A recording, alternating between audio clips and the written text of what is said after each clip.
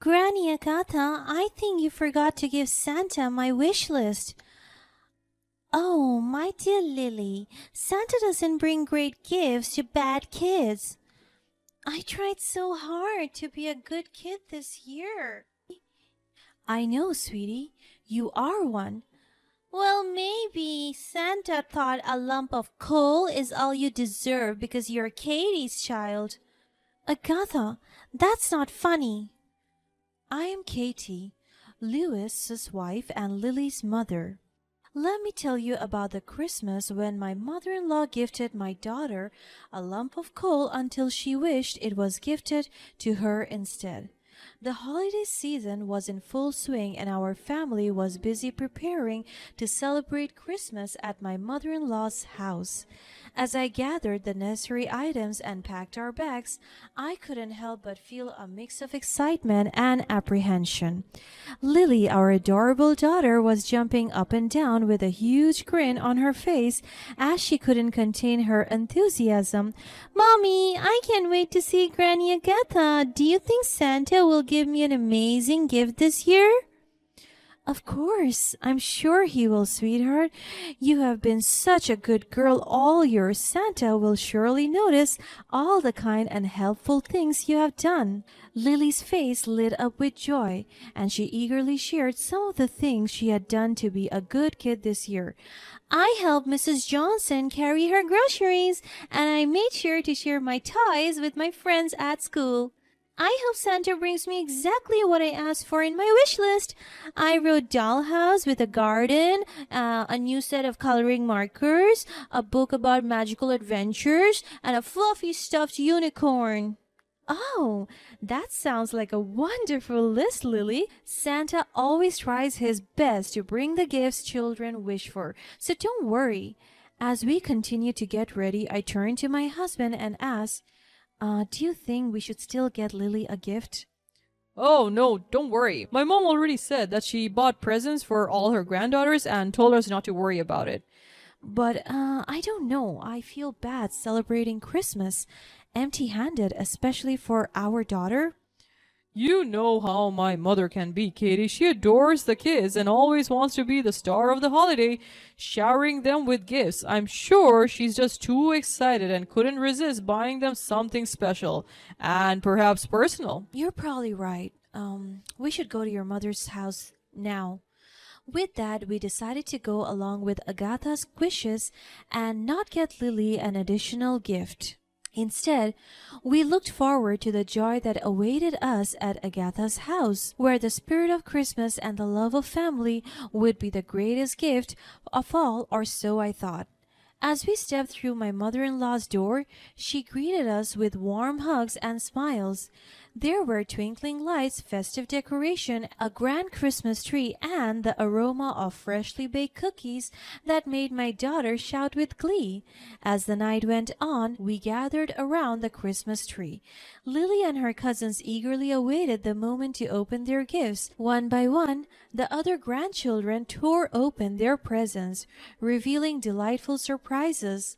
Little Trisha gasped with joy when she unwrapped a beautiful princess costume with a tiara. Wow, a princess costume! I'm going to be the prettiest princess ever and kiss my handsome prince. Little Tommy opened his gift and couldn't stop giggling when he found a set of toy cars and a huge racetrack. Look, Mummy, cars! Vroom, vroom! I'm going to race them. As the children admired their presents, their parents gently reminded them, don't forget to thank Granny Agatha for these amazing gifts. She made sure Santa knew exactly what you wished for. Granny, did you really give Santa our wish list? Well, of course. Santa and I are old friends, you know. I make sure to pass along your wishes every year. They wasted no time and rushed to Granny Agatha, showering her with hugs and kisses. Hooray, Granny Agatha, you're the best! After seeing her cousins' gifts, Lily's excitement grew. With eager hands, she tore open her gift, her heart beating fast with anticipation. But to her dismay, all she found inside was a lump of coal. Tears welled up in Lily's eyes as she turned to her grandmother, obviously sad and disappointed. What is this? Why is mine like this? Granny, I think you forgot to give Santa my wish list. Agatha chuckled at my daughter's reaction. Oh, my dear Lily, Santa doesn't bring great gifts to bad kids. Lily ran to me and cried harder. I tried so hard to be a good kid this year. I know, sweetie. You're a good kid. I wrapped my arms around her in a reassuring hug while giving a dead stare to my mother-in-law. I knew she never liked me, but to bring my kids into this is just too low even for her. Well, maybe Santa thought a lump of coal is all you deserve because you're Katie's child. As Agatha's callous joke fell from her lips, I reprimanded her sternly. Agatha, that's not funny. Lily is just as special as her cousin, and we should treat her with love and respect.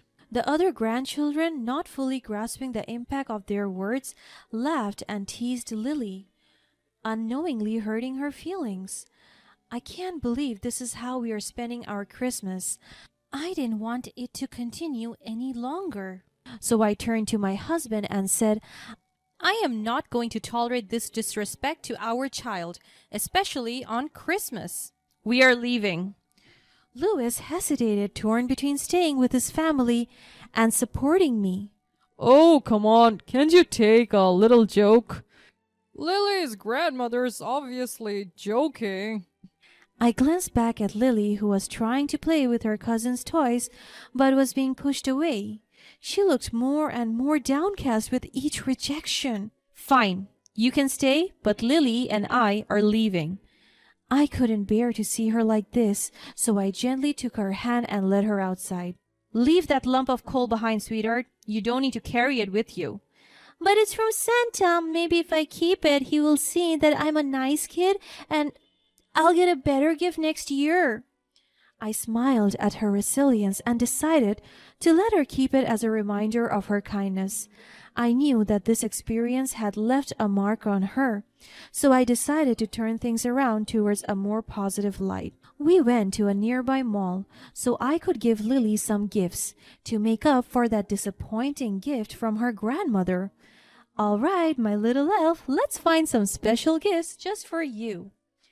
As we were about to put loads of toys in our cart, the snow started to fall heavily, causing a snowstorm. We took a peek out the window and saw how the streets were covered in a thick blanket of snow. It was clear that we wouldn't be able to go home anytime soon, but to our relief, the mall had a power generator and the stores remained open. Meanwhile, back at Agatha's place, the power outage had plunged the house into darkness. All the appliances were electric, and with the power gone, they had no means of cooking or keeping the food fresh. This is a disaster. The food is going to spoil, and there's nothing we can do. Maybe we can find some candles or something to at least have some light. What a mess! And on Christmas Day of all days? Back at the mall, Lily and I were enjoying the Christmas spirit with games and laughter. The people who were stuck inside the mall with us decided to make the most out of it and turned it into an impromptu Christmas party with games and activities for the children to enjoy. Lily's eyes lit up with excitement as she saw a group of kids gathered for a sack race. The mall staff had used large plastic bags and the children hopped around inside them, giggling and cheering each other on. The kids were so cute, wobbling their way towards the finish line. The mall staff continued to surprise everyone with a makeshift art and craft station where kids could create Christmas-themed decorations and a friendly face painting booth that transformed little ones into snowmen, reindeer, and elves. It was heartwarming to see the joy and camaraderie among the children despite being strangers only moments ago, a stark contrast to what Lily felt with her supposed family a while ago. Looks like we have stumbled upon a winter wonderland, haven't we, Lily? Yes, Mommy, this is so fun and I want to keep playing. As the snowstorm raged outside, the temperature inside Agatha's house continued to drop.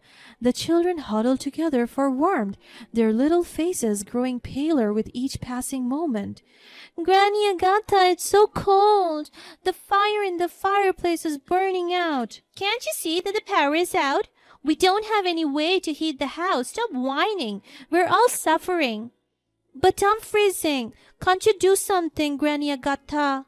I gave the last of the coal to Lily, and there is no more wood for the fireplace. There's nothing I can do. Now keep quiet. The children's cries of discomfort and frustration echoed through the house, and Agatha's patience began to wear. Agatha rushed to find her phone, dialed my number, and anxiously waited for me to pick it up. But there must have been issues with the phone reception due to the snowstorm, so it went to voicemail.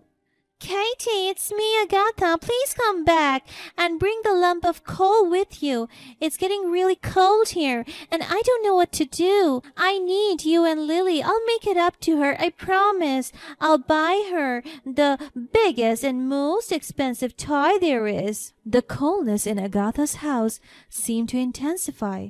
The children sniffed, but they continued to shiver in the cold, with cries even louder than before. Agatha, annoyed by their persistent cries, decided to take drastic measures.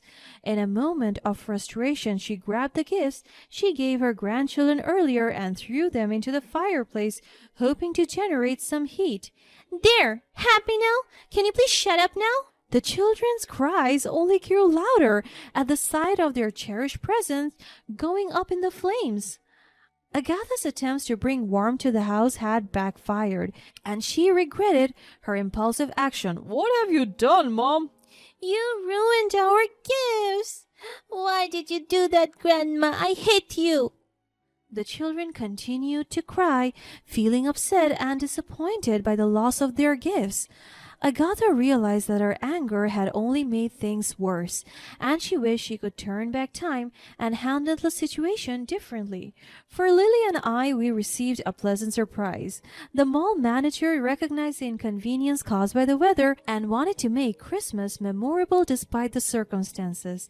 So he decided to spread some Christmas cheer by giving gift certificates to all the children stuck inside the mall. Ladies and gentlemen, we know the weather outside is frightful, but we want to make your time here delightful. As a special treat, we are giving all the children gift certificates to our toy store. Let's bring some joy to this snowy day. The mall manager handed out the gift certificates, and Lily clutched hers tightly in her hands. Look, Lily, you get to buy a toy from the toy store. Really, Mommy? Can I get anything I want? Yes, sweetheart, anything you want. Lily led me to the toy store where the options seemed endless. Lily's mind was buzzing with the possibilities as she carefully considered her choices. I want something really special, something big and magical. She explored the aisles, looking at the dolls, action figures, and games, but nothing quite captured her imagination like the display in the corner of the store. Mommy, look! It's the ultimate adventure castle! It's huge!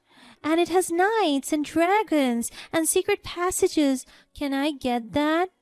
Oh, Lily, it's amazing. Are you sure that's what you want? Yes, Mommy. This is the best Christmas ever. That smile on her face, knowing she got the gift she deserved, it's such a beautiful sight to see as a mother. Back at Agatha's house, the atmosphere had grown literally and figuratively cold. I'm so sorry, kids. I didn't mean to hurt you or ruin your Christmas. It was all a mistake. I wish I could do something to make this better. Agatha's heart sank as she saw the pain and disappointment in her grandchildren's eyes. The once warm and loving relationship she had with them had now turned icy cold. They no longer ran to her with open arms, seeking her comfort and affection. Instead, they gave her the silent treatment, avoiding any interaction with her. Uncle Lush, Granny Agatha said we would have a great Christmas, but it's awful. I hate it here. Yeah, we're freezing and hungry, and she's the reason why. I don't want to see her or even talk to her anymore. Agatha's heart broke as she witnessed the extent of the hurt she had caused. She felt like the Grinch who stole Christmas, but in her case, she had unintentionally stolen her grandchildren's joy and excitement. As the snowstorm finally subsided, I noticed the missed voicemail on my phone from Agatha. Without a second thought, I bundled up Lily and rushed over to Agatha's house. When we arrived, the house was still cold and dark. Lily took the lump of coal and handed it to me. "Mommy, can we put this in the fireplace? Maybe it will help Grandma." I smiled at my daughter's kind heart and placed the lump of coal in the fireplace. As the flames flickered to life, the warmth slowly returned to the house. Agatha was embarrassed but grateful. "Thank you for the coal." The tables had turned as well for the children. Agatha's other grandchildren now saw Lily's ultimate adventure castle with envy. They were now the ones pleading with Lily to let them play with it since theirs were now burnt and gone. The following Christmases, the family dynamic was vastly different. Agatha felt too humiliated and traumatized by her past actions to spend the holiday with us or her other grandchildren. Instead, she chose to spend it alone. My house now became the new favorite gathering place for the grandchildren. They all loved the warm and welcoming atmosphere in my house, the same feeling I longed for in Agatha's. And so, I hope my mother-in-law finally understands how even a lump of coal can light up the darkest hearts and warm up the coldest souls. Now, that's a Christmas miracle.